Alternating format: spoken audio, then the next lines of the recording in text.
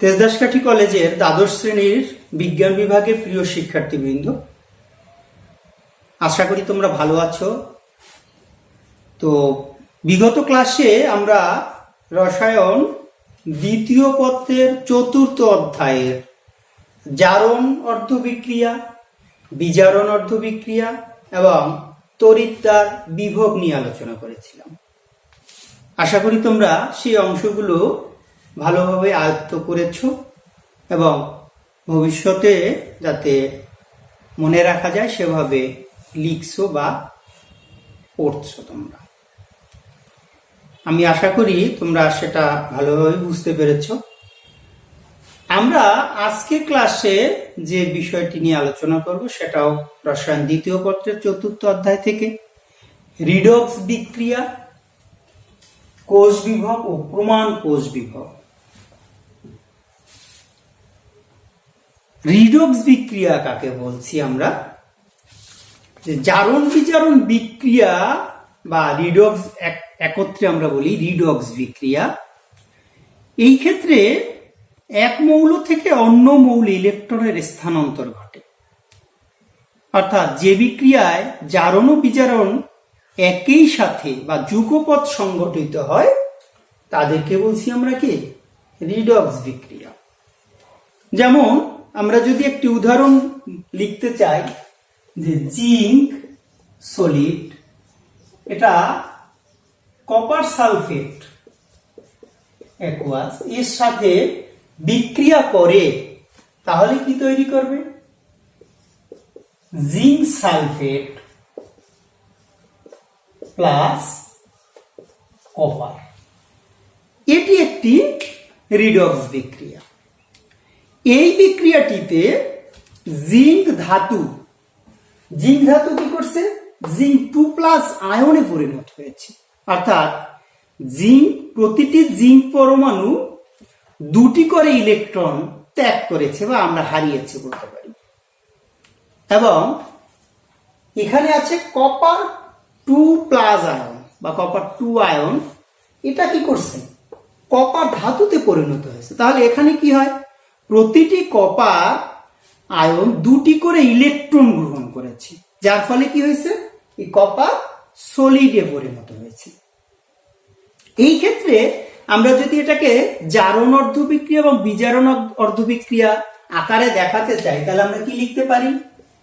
Zinc solid এ কি করছে? এখান থেকে তৈরি হচ্ছে জিঙ্ক 2+ আয়ন। তাহলে কি দুইটি ইলেকট্রন ত্যাগ করছে, সেই ত্যাগকৃত ইলেকট্রন দুটো আমরা ডান পাশে দেখাইলাম। তাহলে এখানে হচ্ছে কি? জারণ অর্ধবিক্রিয়া, জারণ অর্ধবিক্রিয়া, এটা হচ্ছে জারণ অর্ধবিক্রিয়া।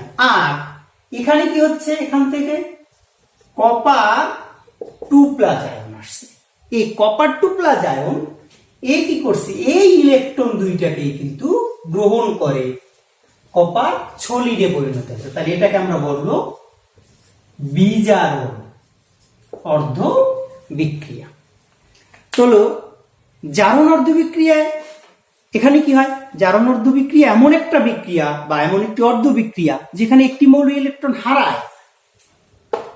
আর বিজারণ অর্ধবিক্রিয়ার ক্ষেত্রে কি হয়? ইলেকট্রন গ্রহণ করে। জারণ অর্ধবিক্রিয়া আমরা যেখানে দেখলাম সেক্ষেত্রে জিঙ্ক সংশ্লিষ্ট অর্ধকোষ বিক্রিয়াটি হলো জারণ অর্ধকোষ বিক্রিয়া। আর বিজারণ হচ্ছে সেই অর্ধবিক্রিয়া যেখানে একটি মৌল কি করে? ইলেকট্রন অর্জন করে। এক্ষেত্রে কপার যেটা আছে, কপার 2+ আয়ন, এ দুইটি ইলেকট্রন গ্রহণ করছে। তো এক্ষেত্রে কপার সংশ্লিষ্ট অর্ধবিক্রিয়াটা হচ্ছে বিজারণ অর্ধবিক্রিয়া। যে মৌলটি ইলেকট্রন হারায় সেটি জারিত হয়েছে এবং তাকে বিজারক পদার্থ বলছি। তাহলে যে ইলেকট্রন হারায় সেটা জারিত হয়েছে, তাহলে যেখানে জিঙ্ক হচ্ছে বিজারক। আর যে মৌলটি ইলেকট্রন অর্জন করে মানে কি? কপার আয়ন, এটি বিজারিত হয়েছে এবং এটিকে বলা হয় জারক। এটিকে বলা হয় জারক। আমরা যদি এটাকে একটু লিখি এই বিক্রিয়াটাকে, তাহলে জিঙ্ক প্লাস কপার 2+, কেমন অভিমুখী দিয়ে আমরা লিখি, তাহলে জিঙ্ক 2+ প্লাস কপার। এটা হচ্ছে সলিড, এটা একুয়াস, এটা একুয়াস, এটা সলিড। তাহলে এর জারণ সংখ্যা 0, এর কত +2 0। তাহলে দেখো 0 থেকে +2 অর্থাৎ জারণ সংখ্যা বৃদ্ধি পাইছে। তাহলে যার জারণ সংখ্যা বৃদ্ধি পায় সেক্ষেত্রে হয় কি জারণ।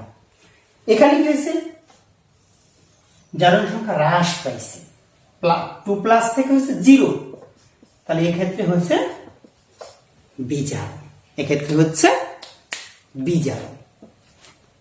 এরপরে আমরা কোষ বিভব বা তড়িৎচালক বলটা নিয়ে আলোচনা করব। কোষ বিভব, রিডক্স বিক্রিয়া আমাদের দেখানো হইলো, এবারে কোষ বিভব কি। কোন কোষের কোষ বিভব তার অ্যানোডের এবং ক্যাথোডের কোষ বিভবের সমষ্টি। তড়িৎ রাসায়নিক কোষের যে তড়িৎ দ্বারে বিজারণ ঘটে তাকে বলছি আমরা অ্যানোড, এবং ক্যাথোডের বিভবকে আমরা বলছি বিজারণ বিভব। যেমন আমরা এই যে ডেনিয়েল কোষটা দেখলাম, এটা আসলে মূলত ডেনিয়েল কোষ। এই ক্ষেত্রে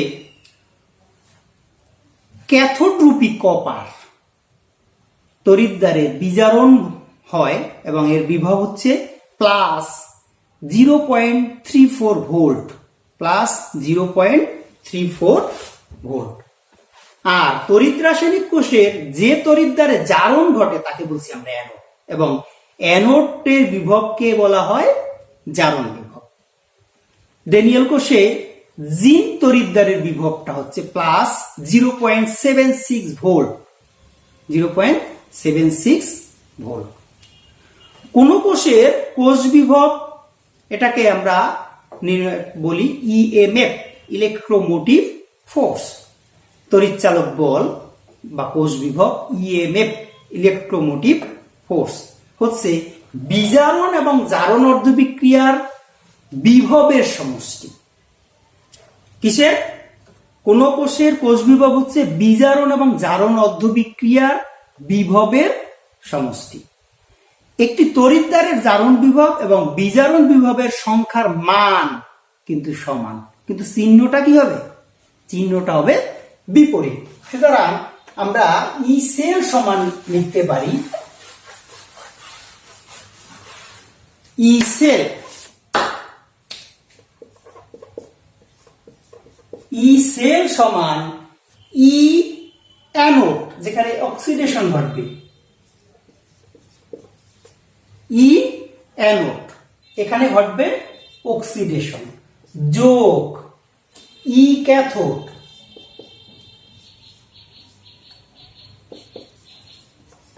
এখানে ঘটবে কি ঘটবে? এখানে ঘটবে রিডাকশন,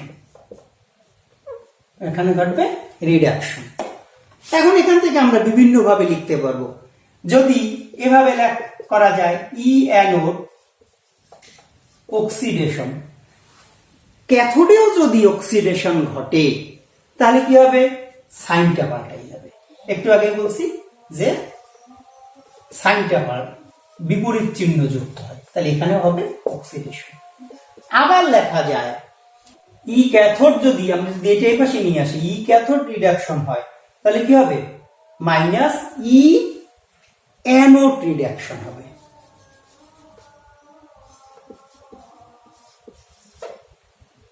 এটা হবে রিডাকশন। এই তিন ভাবেই ই সেলের মান নির্ণয় করা যাবে, অর্থাৎ তড়িৎচালক বলের মান নির্ণয় করা যাবে।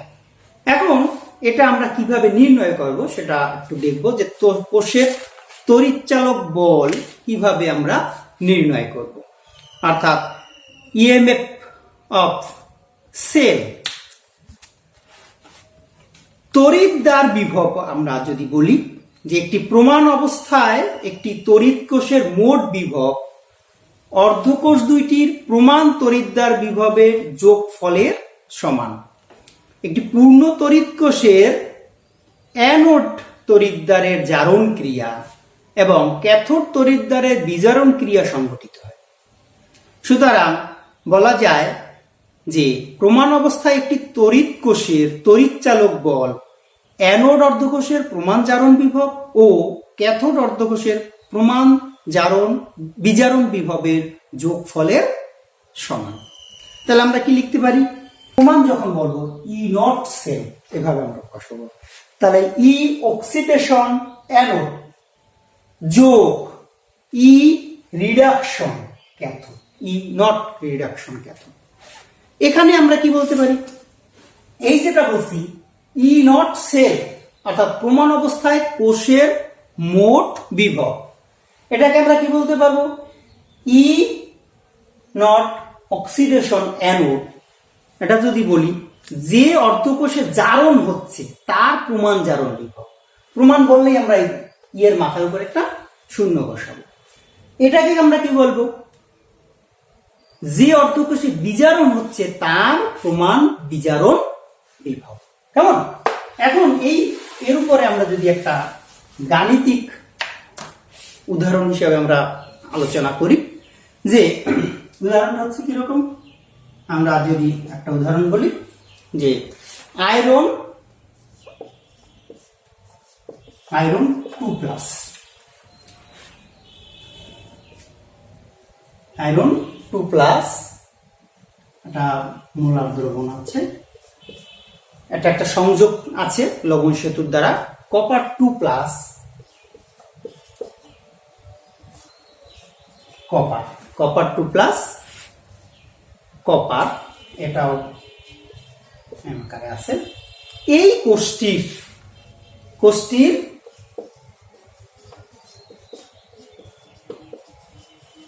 প্রমাণ ইএমএফ নির্ণয় করতে হবে।